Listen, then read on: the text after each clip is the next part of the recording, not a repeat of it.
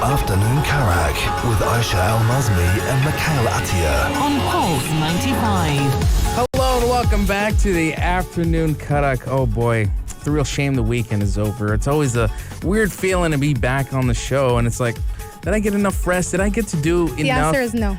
It's always no. It's always you no. feel like you're always catching up with things. I agree. Unfortunately, as much as I love coming to work and whatnot, I still feel like we all need a break every once in a while. Even if you're enjoying your job, there's a misconception that people who are doing the things they love they never work a day in their life. Exactly, when that's absolutely not true. People get exhausted and tired as well because you're still consuming energy, whether it's physical energy or mental energy. It's all energy at the end of the day, and you still need some time off.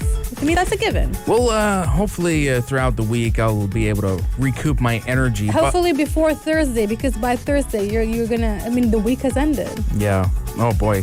And you know what thing I really liked about the weekend, and something that we're really going to get into this hour, is Disney Plus's premiere of WandaVision, Marvel's first series to come out. And boy, we have a lot to talk about. Yeah, first two episodes is out, and there's so like the theories, the Easter eggs, the discussions, and I'll giving you guys a bit of a disclaimer or just a warning from now. We're going to get into a bit of spoilers. Yes, because we thought about it, and usually we give spoiler-free reviews of our TV shows and movies, but if we're going to do this weekly, which is what we're planning to do, inshallah, it's not going to work out if there aren't any spoilers here and there. So If you haven't watched WandaVision yet, you haven't kept up with episodes 1 and 2, you can, turn off Pulse 95 for the next 15 minutes and come back and tune into the Afternoon Karak, because we do have other things to talk about, including the first look into Suicide Squad, Space Jam 2, and Mortal Kombat. We got some pictures over the weekend, and I am impressed about some of them. Some of them look super cool. We're also going to be talking more about Marvel. We do have a Marvel rumor and a new Marvel cast member. So much Marvel news today. And we're also going to be updating you guys on Cyberpunk. It's been a month. It's been almost roughly 2 months now. But the co-founder of CD Projekt Red has made a public apology video talking more about what exactly happened throughout the development of the game and even those last days before release. And funny thing is, a couple of hours after him doing that, Bloomberg released a report saying that they actually never started production on the game until 2016, and that they already knew the game was never ready to be released. So much controversy around this. Join in the conversation. Text us 4215 Vitsalat or do, or join us on YouTube, where we are streaming live right now at Pulse 95 Radio's channel. We're going to be taking a break. We've got some new songs throughout the hour, so stay tuned for that and much more right here on the Afternoon Karak.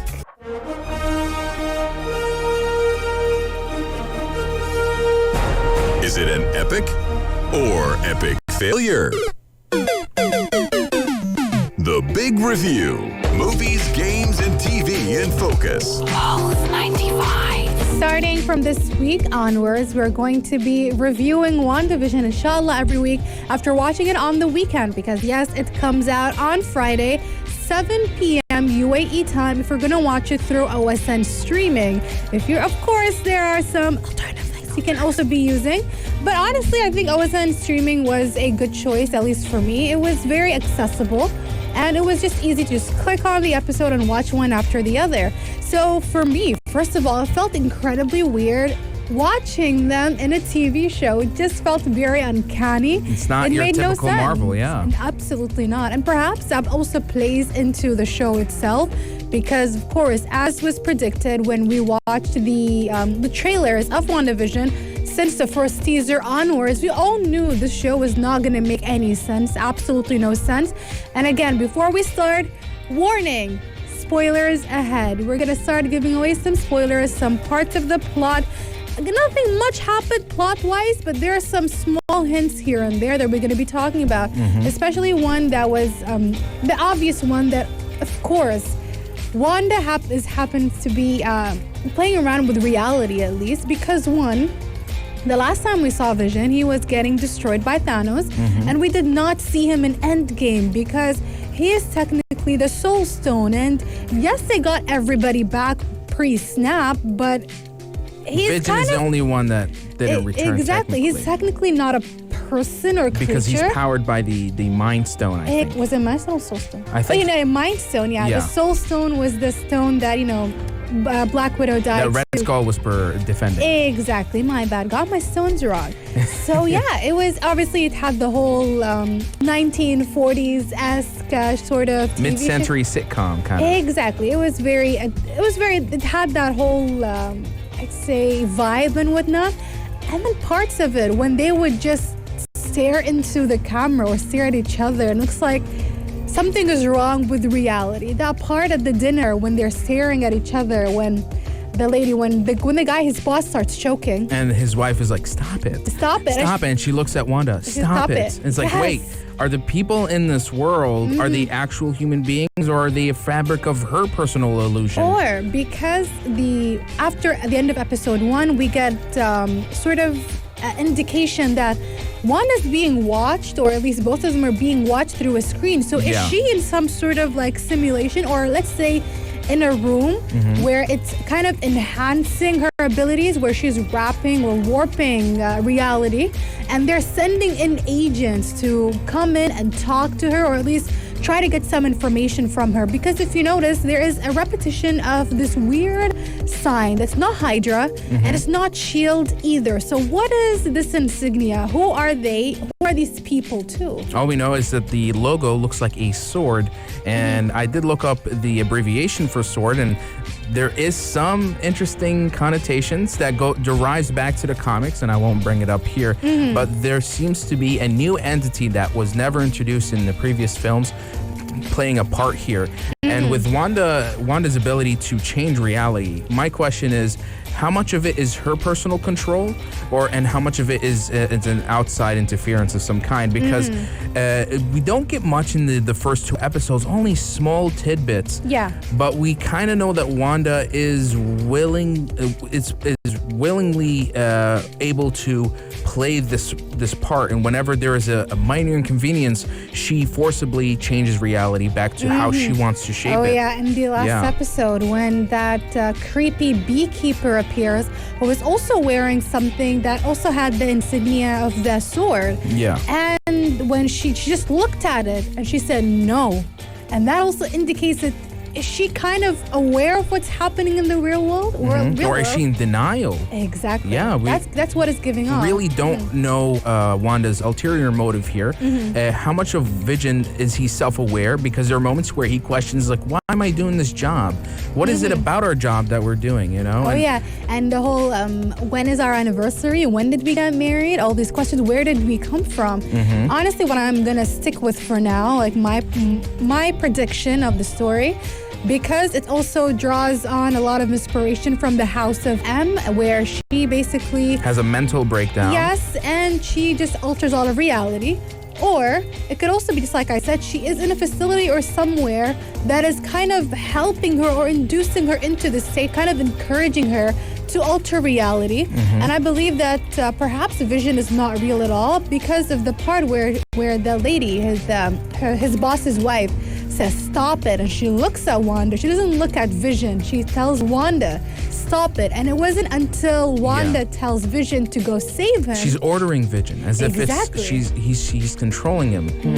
This 2 episodes, it's about 50 minutes long, but there's a lot 20 minutes, 30-ish. In total, 50 minutes 30-ish, total. 20-ish, in total. I would say that there's more questions than answers at this point. There's tons of Easter eggs, a Stark Easter egg, a Hydra Easter egg, and everything in between. But I can't really give it a review score right now. I feel like I need to see a bigger picture. Of course, we cannot and will not score this until the very end, and perhaps we might not even score it, because again, it's supposed to kick off the entirety of the Phase 4 of the MCU, which honestly we need to talk about one day, because I'm starting to realize that Black Widow was supposed to be the end of Phase 3. And Phase 4 obviously was supposed to be kicked off by Falcon and Winter Soldier. Hey, I said it correctly. And then WandaVision happens, and then Loki starts. Right now, Loki has been pushed back further. And now we kind of have something that kicks off Phase 4 before Phase 3 ends. So the question, that comes to mind is, Is it the beginning of phase 4? Are we going to go back to the end of phase 3? What is happening? I think it'll all depend on the setting and time of WandaVision and where it really takes place, so we can get a bigger perspective on everything that's happening in the MCU. I have a feeling it's going to end with some sort of cliffhanger. They're not going to clarify anything because they need to complete it or at least continue the story eventually. Because just like Kevin Feige said, all the way in Doctor Strange and the Multiverse of Madness, because all the stories, I feel, eventually lead up to that and Spider-Man 3. And that is our review of the first 2 episodes of WandaVision. We're going to be continuing this for the rest of this series until it ends, and perhaps every single Marvel series. We'll just need to wait and see. Coming up next, we're going to be talking about the first look into Suicide Squad, Space Jam 2, and Mortal Kombat. Stay tuned for that. Pulse 95. Streaming wars continues. Last week, Netflix unveiled a trailer, giving us a bit of a glimpse of every movie that they're releasing for every week of 2021. Really large roster of films, everything from drama, action, comedy, all that. And HBO has recently in the weekend rolled out their own little trailer of all of their upcoming movies that are going to release theatrically, but also the same day are going to be released on HBO Max. And boy, are we excited. What's interesting about this is the fact that once a movie gets released, there's going to be a thing where it's going to be available on HBO Max for a limited time, 30 days, and then after that it's going to have a traditional rollout where the Blu-ray edition of it, the digital edition will come out. So you'll have 30 days after the movie releases to get a chance to watch it on HBO Max before it goes out. Some of the movies that they showed in this trailer was like 2 minutes, but it was like almost like split seconds of everything. Yeah. Was for first of all Godzilla versus Kong. It was supposed to have a May release, but got pushed down to March. So it's coming sooner than we think. We finally got a glimpse of Space Jam 2. Looks very cool. I really liked it. It shows the advancement that has been happening over the past couple of years, the past 2 decades since Space Jam first originally released up until now. It's very vibrant, very beautiful. It's coming out on the 16th of July, 2021. And Suicide Squad. Yes, it was like super short, but at least we're getting something very soon. Did you notice that one scene from the trailer? Which one? We had Margot Robbie just sort of show up right at the end of that trailer. That means that she kind of seeps into this. Wasn't that obvious? I mean, well, here's the thing. She was supposed to be there anyway. Well, this new Suicide Squad is a soft reboot. Yeah, but she was always part of it, Mikhail. Are you sure have you been looking at the same trailers and pictures for the past couple of months? I just didn't know if Margot Robbie was going to reprise her role. She was already announced. I missed out on that news, I guess. You must have. I mean, I get it. It's Sunday. It's, the beginning of the week. And also Mortal Kombat. That's the one that got me most excited because everything looks fantastic. And we always talk about how most game-to-movie adaptations are quite mediocre, especially something that is as fantastical as Mortal Kombat. And we usually see those fighting games turned into movies, and they look very gimmicky and very subpar. I mean, I can name a few, but I will go silent instead. Tekken, Street Fighter, the older Mortal Kombat. There was a Dead or Alive movie. It was terrible. It was just complete nonsense. But this one looks like it is quite good. Super excited for this one. They're all going to be coming out within the upcoming weeks and months, so I cannot wait for that. Even though we do not have HBO Max, but we do have alternative links. So we will be watching There's also theaters. Like, I personally going to watch Godzilla vs. Kong in theaters because it's that kind of movie. Monsters, action. You need that beautiful surround sound experience. Just turn off the lights and sit at home, man. It works. It still works. There's still people who crave the theaters. I get it, but it'll work if you watch it at home. What about you guys? Will you be going to the theaters, or are you going to be using alternative links to watch all of these upcoming movies? And as for what's upcoming next right here, we have another Moon Knight cast that has been revealed and is none other than Ethan Hawke. Let's talk about that. Speculation, gossip, or hoax. Rumor has it. Last week, it was all about Kevin Feige, the head of Marvel Studios. He went on multiple interviews and answered some long anticipated questions. And one of them was when he was asked about the Netflix Marvel series such as Daredevil, Luke Cage, and Jessica Jones. He said, could they be playing a part in MCU anytime soon? And he said, everything goes. He said that everybody is on board as well, and everything is on board. So this is just very vague. And perhaps this is actually happening because there have been rumors throughout the weekend that Matt Cox, who plays Daredevil in the Netflix show, he has visited the Spider-Man 3 set. Now, again, this is a rumor. Oh, my. And this rumor comes from Brandon Davis, who owns comicbook.com.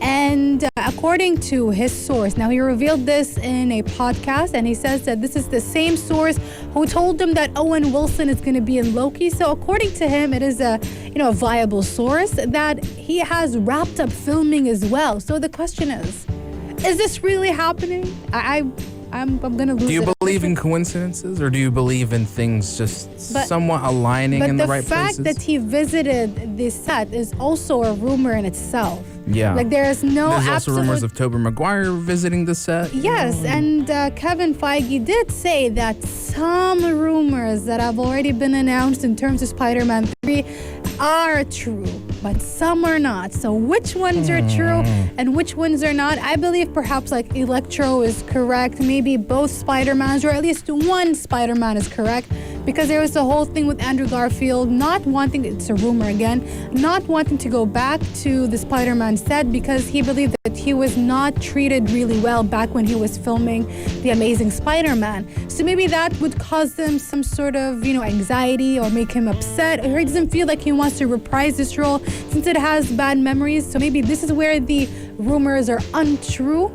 Maybe the Deadpool thing is not true, but however, seeing Matt Murdock in the MCU is perhaps something that is true, and I hope it is true because we would love to see him reprise his role. He's going to be amazing in it. Fingers crossed for all fans of the Netflix Daredevil. My sister's been recently watching it herself, and she's wondering, why does it not continue? It's it got canceled back in 2018.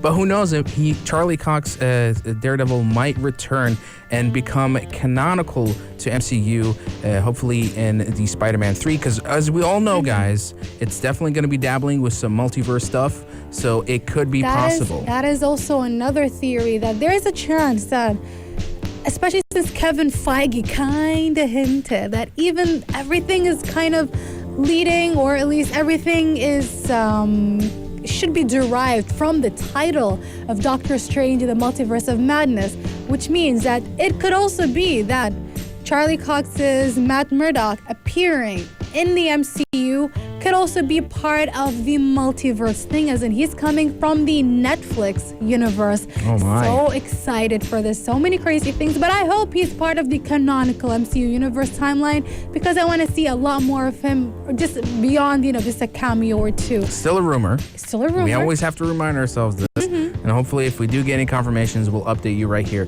on the Afternoon Karak. Apparently, Cyberpunk, the co-founder of CD Projekt Red, has went on record and did a public apology video explaining what exactly happened with Cyberpunk 2077.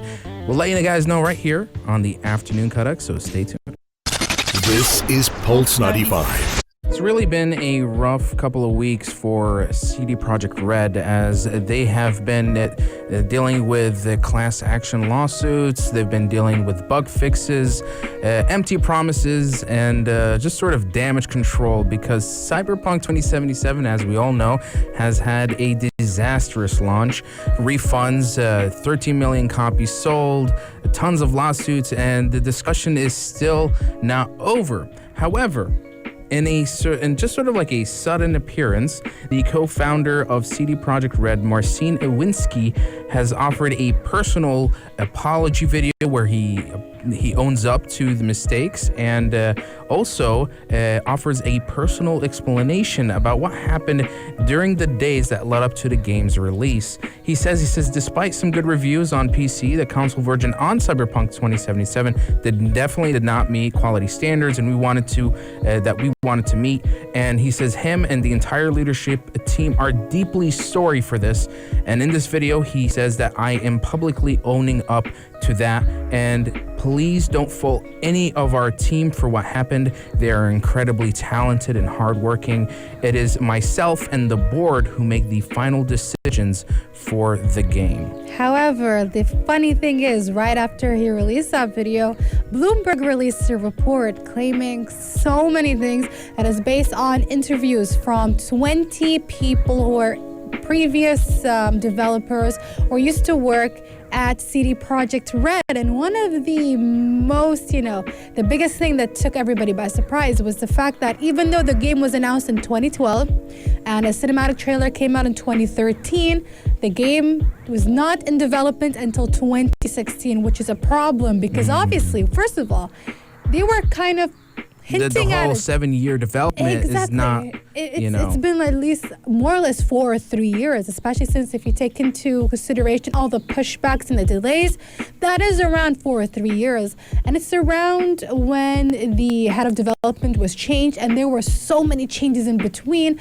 And apparently there were a lot of decisions. There were parts of the game, vital parts of the game, were still not hashed out until 2016. It would make sense because Witcher 3 came out around 2015, and then they made 2 story expansions, which did not end until next year. But here's the thing.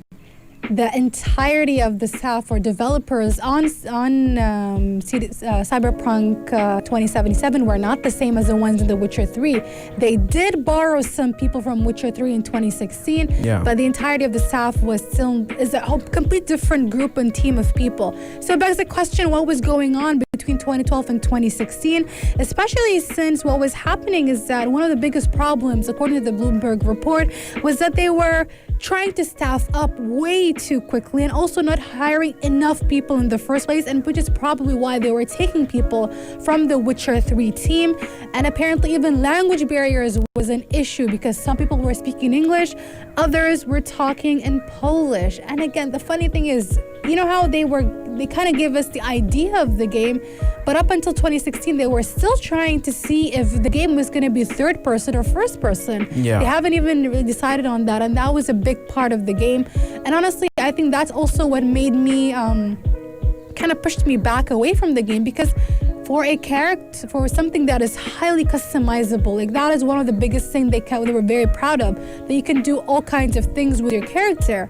It makes absolutely no sense that I cannot see my character and that I'm playing it from a first-person point of view. That made no sense. And weirdly enough, it's only actually the various indie modders across the entirety of the world. They're the ones who are adding all kinds of mods, including a third-person mod for you to play Cyberpunk 2077. And it just tells you that there were plenty of people who are capable of joining this project and fixing it and making it great and, polishing it.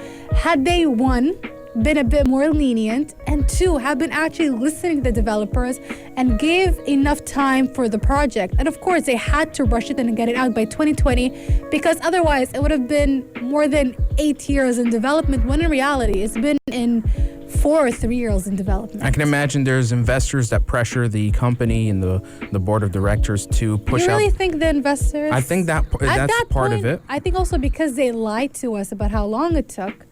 It would be incredibly insane for them to be like, we've been working on this for the past 10 years. They'd be like, really?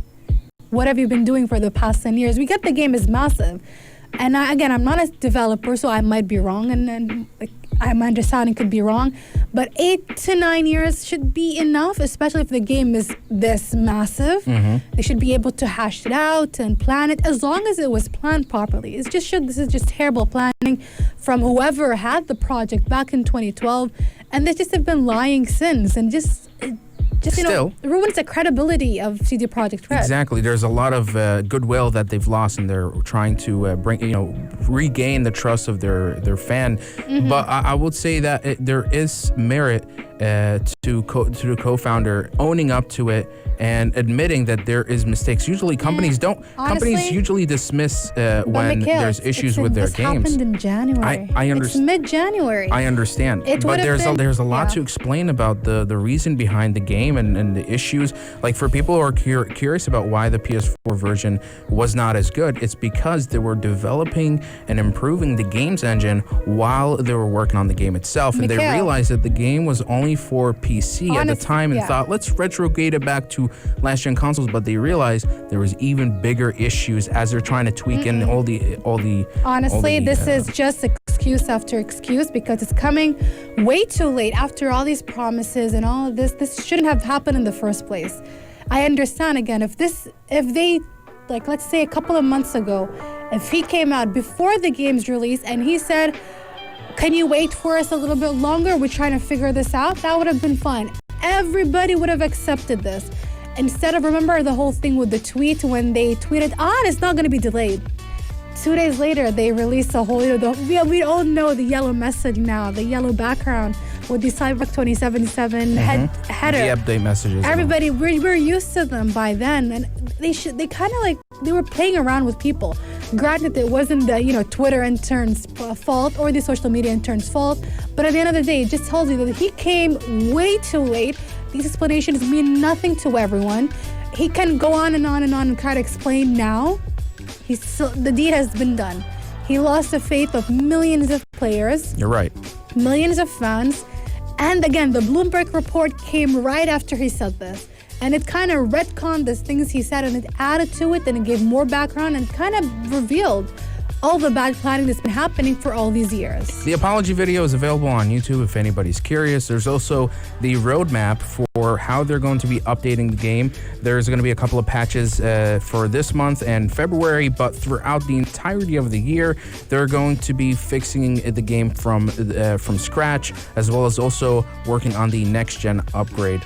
Like I said, I won't be playing this for probably a good 6, even maybe until the end of the year, which is a real shame. And I agree to what Aisha has been saying throughout this segment. It's not warranted to just apologize now after all the damage has been done.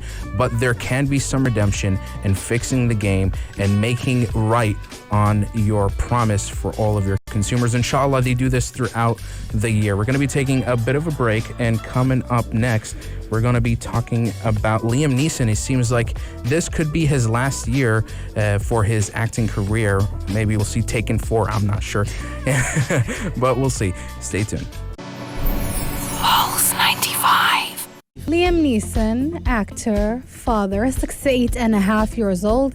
He says that he is going to be perhaps retiring by the end of the year after his movie Marksman and a couple of more movies that he says that should COVID allow them to film them and get on with them, are probably going to be his last movies ever. And I understand. I mean, again, he's 68.5 years old, even though he doesn't look his age, to be honest. Mm-hmm. I thought he was 60 at max. But, in this weird whole, acting industry, I'd say he's retiring a bit earlier than usual. Because, comparing to Clint Eastwood to this day is still directing. He's still acting. It's crazy, But barely. When you say Clint Eastwood, what is his last movie, Mikhail? Off the top of your head. The American Sniper. That's his last movie? Yes, the last movie I remember him working on. See, remember him working on, and that's the thing. He kind of is retired because he's not really doing much. Another actor that I can think of is Harrison Ford, and again, he's barely acting as well. So any actor in his late 60s, in their 70s, you rarely see them on the screen. So it's not early at all. It's it's time for him to retire perhaps. He does a lot of action movies. They require a lot of effort and particular skills. Particular skills. That's good. But yeah, it's understandable that he's going to take a break and, a final break, retirement. So it makes sense. I mean, he gave a lot of his... He's left quite the legacy, Exactly. He gave a lot of his life and years to Hollywood and all those movies and his fans across the entire world. So he's done more than enough for the industry. I just hope that maybe he can reprise his role again for Taken 4. We want to see him one more time. You want to see him in Taken 500, don't you? Who else will be abducted? It was his wife. It was his daughter. Could it be him this time being abducted? Oh my God. A plot twist. That would be amazing. Him. But, congratulations to Liam Neeson. He left quite the legacy. I won't forget him even for some of the sillier action films. But, action films are kind of silly in the first place. There you go. And definitely I'm going to watch watch Marksman. This could be his second to last film. It's featuring very soon later this month. And if I like it, I think I might review it here on the show as well. Why not? Why not? Coming up next is Aisha and Mikhail Suggest Special coming up next. So make sure you're tuning in to Pulse 95. It's almost 5 p.m. That was Afternoon Karak. For dessert, Aisha and Mikhail suggest. It's been a crazy hour here on the Afternoon Karak, and if you missed out on any of our discussions, you can tune in later to our YouTube channel, Pulse 95 Radio. We'll have the video and the podcast uploaded right after the show, so be sure to subscribe, comment, follow, share, all of that good stuff. Also tune into our podcast, right? It's Afternoon Karak on Spotify, Apple Podcast, and SoundCloud, and you're good to go. But before we wrap up the hour, we have a final suggestion, and this time it's a courtesy of Aisha Masmi. It's chilly tonight. It's gonna go all the way till 18 degrees in Sharjah. Perhaps even colder than that. I do not trust the weather, even though I will be reporting on it in like 10 minutes. I am going to tell you the exact same thing, that is, the lows are 18 degrees, but there is a good chance it might even go even lower later on tonight. So, to remedy that, what's better for your heart and your soul other than some soup? So my suggestion for tonight is incorporate soup into your dinner.